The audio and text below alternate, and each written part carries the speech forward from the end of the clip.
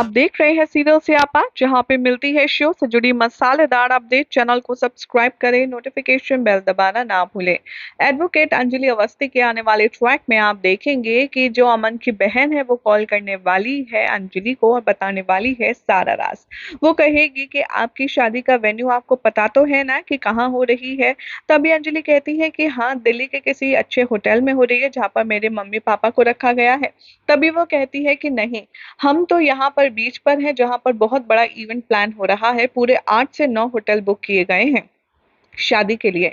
ये बात सुनकर के काफी ज्यादा शॉक में आ जाती है अंजलि। वो कहती है कि एक मिनट, तुम सब कहाँ हो? तभी वो कहती है कि भजन भैया, अमन भैया, मैं और पापा, हम लोग बीच पर हैं। ये बात सुनकर के अंजलि के होश उड़ जाते हैं। वो कहती है कि मुझे ऐसा लग रहा है कि कोई बहुत बड़ी साजिश हो रही है, कोई बहुत बड़ी बात है जो मुझसे छिपाई जा रही है। इसे सुनकर के अंजलि कहती है कि मुझे ऐसा लगता है कि शायद मेरे खिलाफ कोई बहुत बड़ी प्लानिंग की गई है और इसीलिए मुझसे कहा गया कि मैं यहाँ पद्मा के साथ अपने घर पर रुकूं और मेरी माँ बाबा को कहीं 5 स्टार होटल में शिफ्ट कर दिया गया है।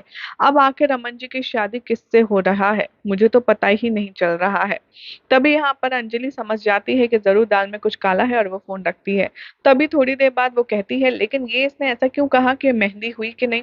तभी वो दोबारा फोन लगाती है अमन की बहन को और कहती है कि तुम ऐसा क्यों बोल रही थी कि मेरी मेहंदी लगी है कि नहीं?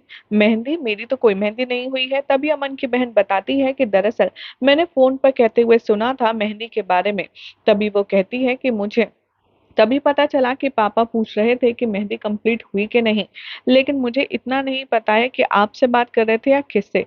तभी अंजलि कहती है, तो तुमने कुछ और तो सुना होगा ना कि मेहंदी फंक्शन आखिर हो का रहा है। तभी काव्या के बारे में बात करते हुए कहती है अमन की बहन, मैंने बस इतना बात सुना था कि काव्या दीदी का नाम भी मैंने सुना था। अंजलि को समझते देर नहीं लगती कि ये सारी प्लानिंग क्या हो रही है। वो कहती है, तो वॉर मतलब अभी तक खत्म नहीं हुई है?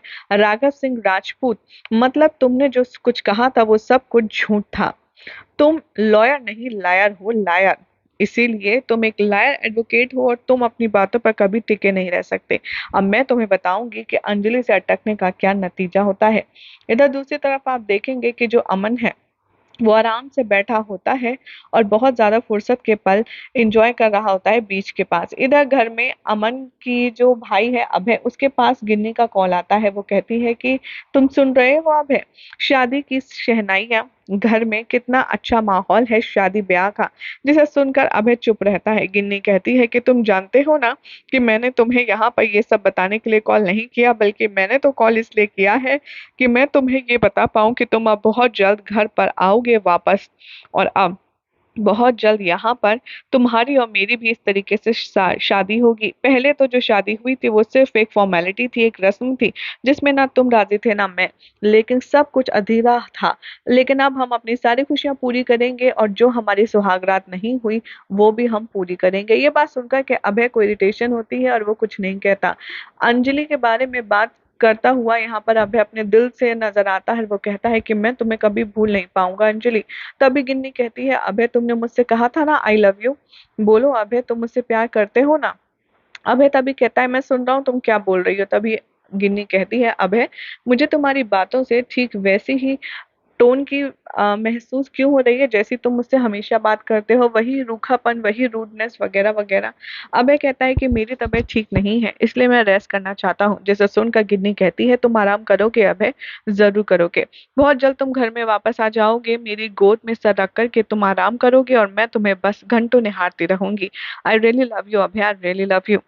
तभी अम्बर कॉल कट कर देता है। वो कहता है कि मैं तुम्हें काश बता पाता कि मैं तुमसे नहीं, अभी भी अंजलि से कितना प्यार करता हूँ। इधर राघव सिंह राजपूत के पास चंद्रभान ठाकुर का कॉल आता है जो कि युवराज की रिहाई के बारे में पूछता है। इन दोनों का एक डिटेल डिस्कशन होता है जिसके बाद भजन आता है, कहता है कि आप इतना परेशान क्यों रहे हैं, आप इतना टेंशन में क्यों हैं? सब कुछ मुझ पर छोड़ दीजिए, आप इतना स्ट्रेस मत लीजिए, जाइए अपने कमरे में, पैक लगाइए और रेस्ट कीजिए। तभी वो कहता है कि मुझे पूरा यकीन है कि अंजलि हमारे जाल में फंस चुकी है और वो यहाँ पर जरूर आएगी।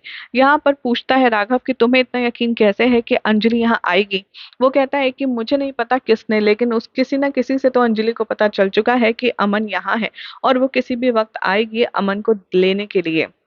तभी राघव यहाँ पर सोचता है कि ये तुम इतना श्योरली और इतना कॉन्फिडेंटली कैसे कह सकते हो कि अंजलि आएगी ही आएगी। तभी भजन सिंह कहता है, मैंने आपसे कह दिया ना अंजलि आएगी तो समझ लीजिए आएगी, अब बाकी सब आप मुझ पर छोड़ दीजिए। तभी यहाँ पर एडवोकेट अंजलि के बारे में नेगेटिव बात करता है अब भजन, और कहता है कि आज की रात तेरी आखिरी रात होगी एडवोकेट अंजलि अवस्थी। यहाँ पर जो अमन है वो समुद्र के किनारे अंजलि की कही हुई बातों को याद करता है। वो कहता है, इतनी कमजोर हालत में इतना सारा प्यार मैं शायद झेल ना पाऊं अंजलि, तुमने जो मुझे प्यार दिया है वो मैं कभी भी नहीं भूलूंगा। तभी अमन के सामने अंजलि आती है जो कि खूबसूरत से गाने पर डांस करती है। अमन उसे देखकर बहुत ज्यादा खुश होता है और उसको सराहता रहता है।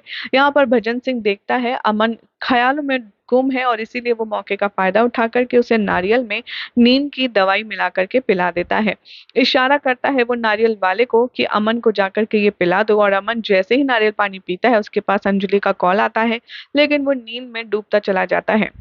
जैसे ही वो कोशिश करता है फोन उठाने की, उसे इतनी तेज नींद आती है कि वो बेहोश हो जाता है।